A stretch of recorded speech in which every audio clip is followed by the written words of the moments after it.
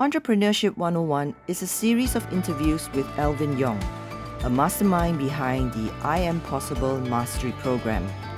Alvin is a social entrepreneur, a personal development coach, and a network marketing leader and trainer for over 20 years. In this interview series, we shall invite Alvin to share his insights and experience on starting a business and thriving in it. In this episode, Alvin explains the third of the 7 essential skills of an entrepreneur: assembling and leading a team. There's a saying, if you want to go fast, go alone. But if you wish to go far, then go with a team. It should be obvious to anyone the truth of that statement. But for you as an entrepreneur, you should take time to ponder over whether your business should be built on a solo design or around a team structure. Broadly speaking, I shall discuss 3 categories of entrepreneurs: the solo entrepreneur, the conventional entrepreneur, and the network marketing entrepreneur. Solo entrepreneurs are all around us, and given today's disruptive world in which jobs are disappearing faster than ever, many people will shift from being full-time employees into becoming solo entrepreneurs. Some by choice, many will be forced into the gig economy to make a living. The solo entrepreneurs comprise of a wide spectrum from the professional to the unskilled. They run their own free agent business, offer their products or services on their own terms.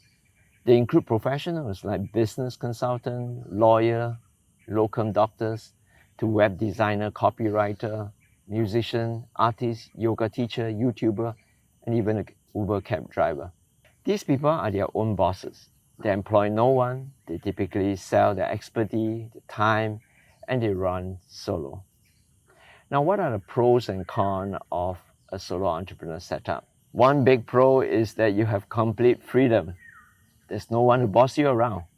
You feel like working, you work. You feel like taking a break, you do that. And you can choose to start work at 5 a.m. every morning or sleep till noon every day. With complete freedom comes complete responsibility for every bit of result. And there's nowhere to hide. You see, you can't hide behind yourself. You also have time flexibility. Now, if you're disciplined and responsible to yourself and your business, you do have the flexibility to achieve a much better work-life balance.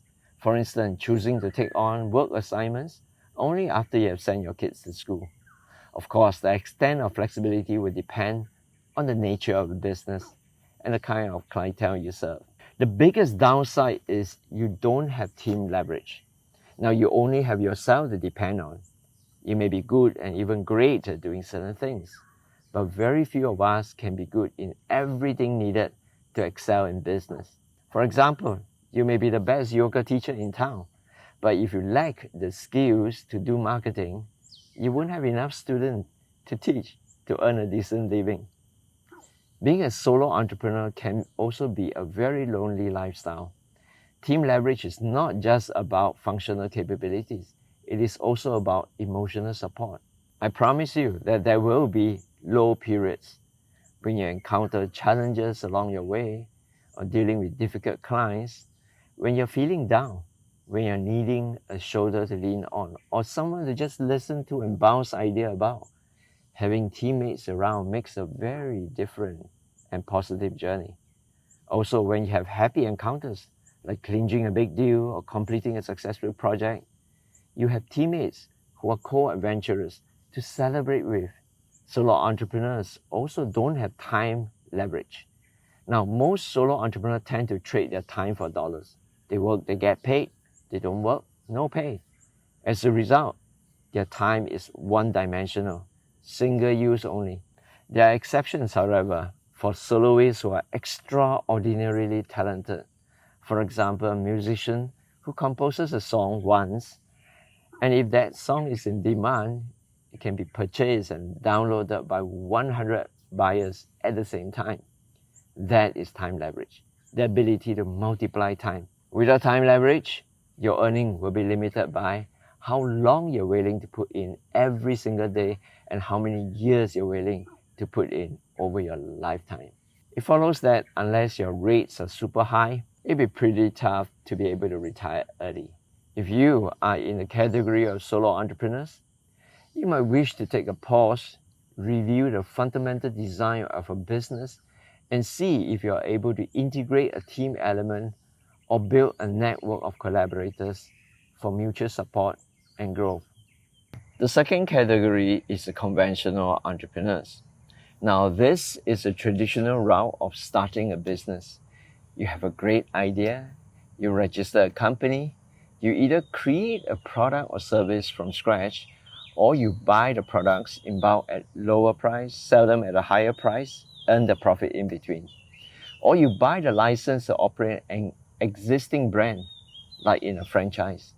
Now, whichever way, you cannot run the entire business operations by yourself, so you employ people to form a team. Now, you are the boss, everybody else is an employee. You own the business, everybody else owns a job. Sometimes the great business idea comes not just from you alone, but together with a few friends. In such a case, you will start the business as a team of partners, and oftentimes one or more of you are the major shareholder, the others are minor. Most of the major and successful brands of today started this way. Bill Gates of Microsoft, Jack Ma of Alibaba, Reed Hastings and Mark Randolph of Netflix, they all had their humble beginnings.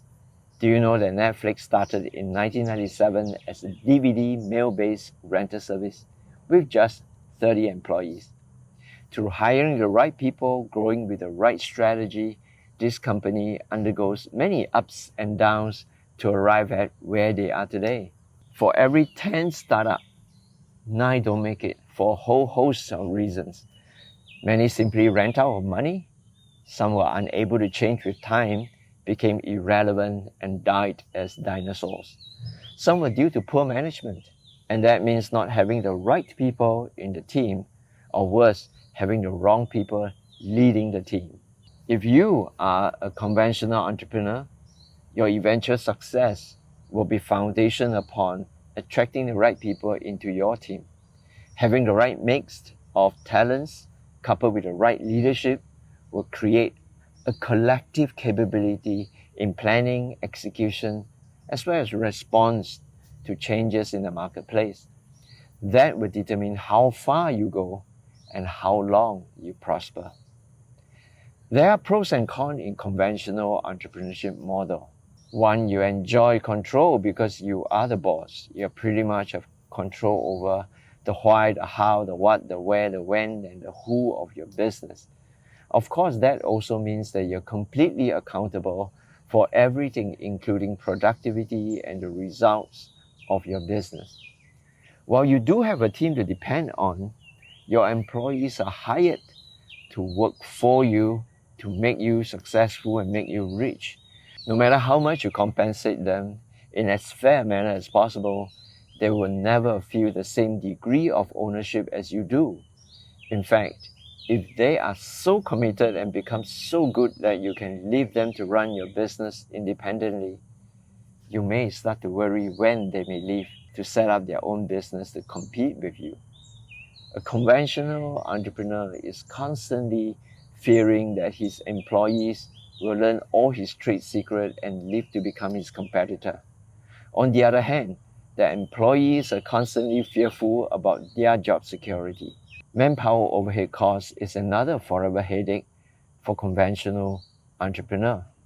If you are at the startup and small business stages, you might still be struggling to work the pipeline to generate leads, converting the leads into customer, retaining those customers, to create enough revenue to ensure positive cash flow, to make sure that you get the business onto a steady orbit before depleting the initial capital investment.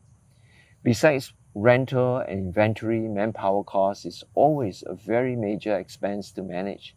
This is the main reason why many companies are doing away with permanent headcounts and increasingly relying on temporary or contract gig worker.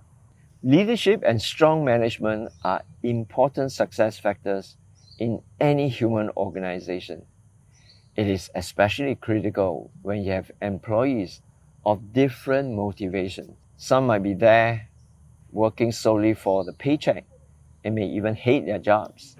Some may be there to gain experience, beef up their resumes, and then move on to a higher paying job, perhaps with your competitor. Conventional business culture is generally not based on trust and freedom.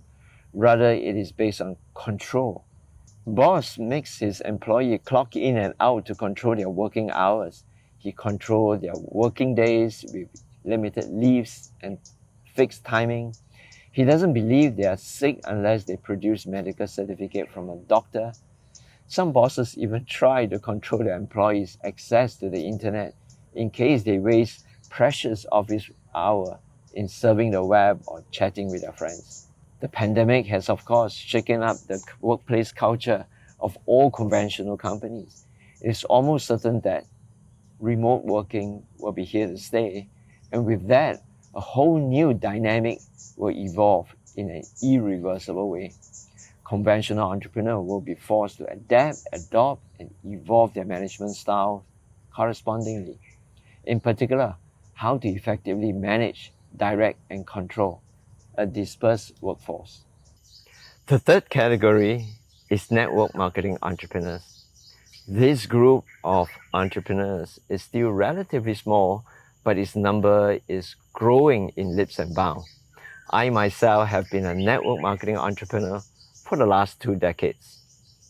I first began as a struggling solo entrepreneur in 1995 when I started my first side hustle business in designing and building rock climbing walls. While I had plenty of fun doing what I love while earning some decent money, I soon discovered the limitation of going solo without a team. I began searching for a better opportunity and almost took up a bakery franchise. In 2002, I was very fortunate to be introduced to network marketing, and I have been a network marketing entrepreneur since. A network marketing entrepreneur is an independent business owner who is a member of a network marketing company. As a member, he is given the rights by the company to sell his product and therefore builds up a customer base under himself. At the same time, he is also afforded the rights to recruit business partners by sponsoring them as his downlines. He trains his partner to sell product as well as to sponsor other like-minded friends to build an ever-growing downline organization. Much like how a natural family tree evolves over a few generations. Now that network can expand into multiple countries and potentially grow into a global enterprise. I simply love this business model. It combines the best of the first 2 categories.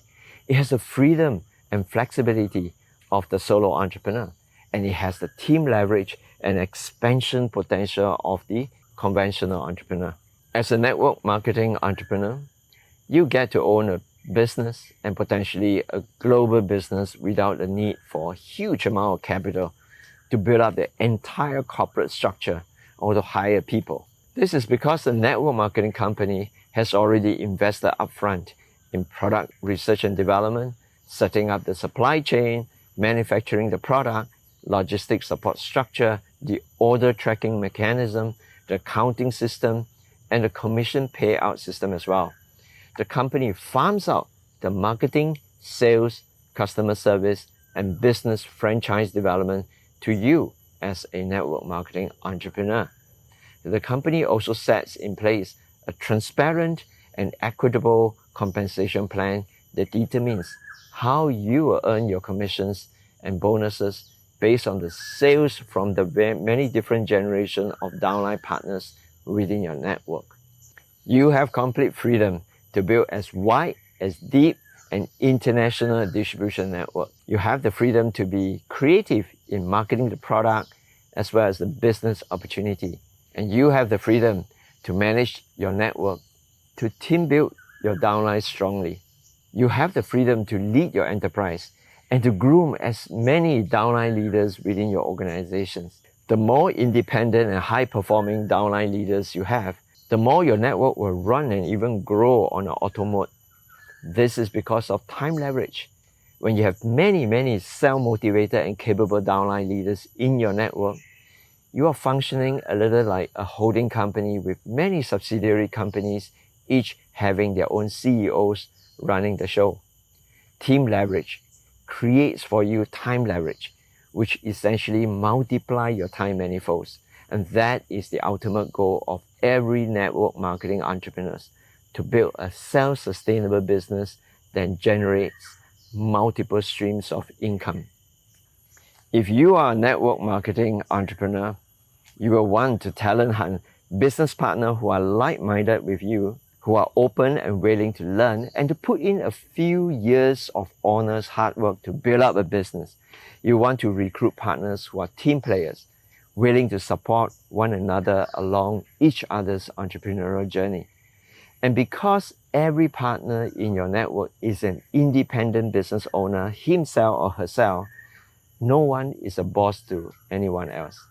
Everyone is motivated to strive to achieve greater level of success, and at the same time leveraging on the different skill sets and talents of one another.